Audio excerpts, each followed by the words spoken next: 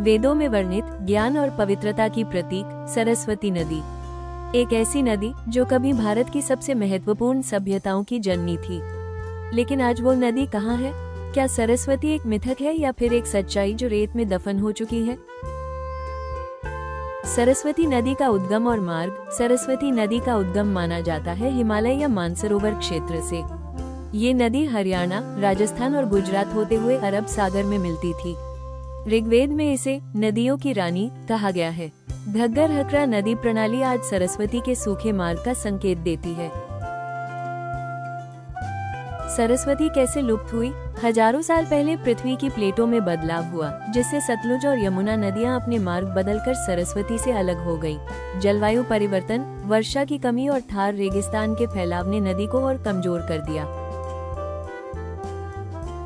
कारण लोगों ने जल का अधिक दोहन किया और बस्तियां नदी के जल स्रोत पर निर्भर होती गई, जिससे सरस्वती का प्रवाह समाप्त होने लगा। वैज्ञानिक और पुरातात्विक प्रमाण।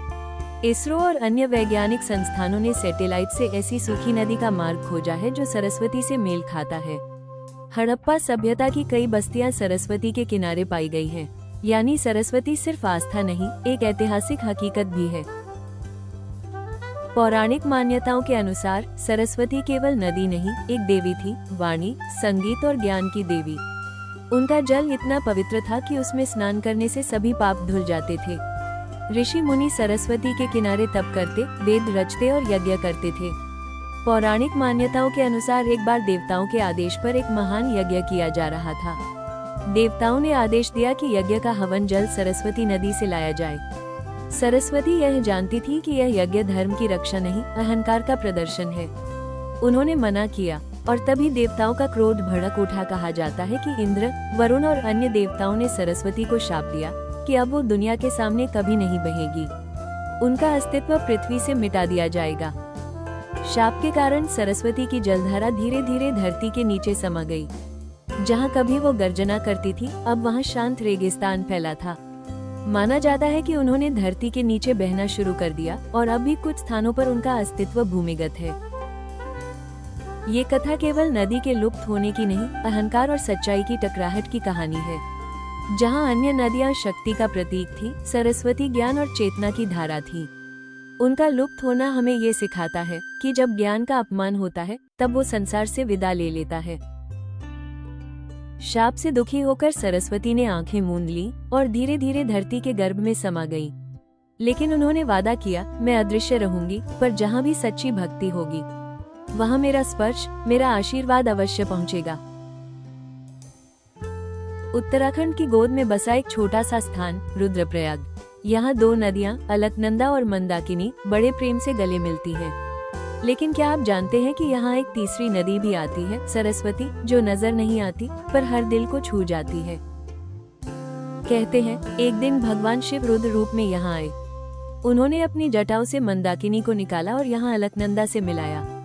सरस्वती, जो सब देख रही थी, शिव की भक्ति से अभिभूत हो उठी। उन्होंने अपनी गुप्त जलधारा से यहाँ आकर संगम किया, बिना किसी को दिखाई दिए। आज भी जब भक्त रुद्रप्रयाग में स्नान करते हैं तो मानते हैं कि वहाँ तीनों नदियों का संगम होता है, अलकनंदा, मंदाकिनी और अदृश्य सरस्वती।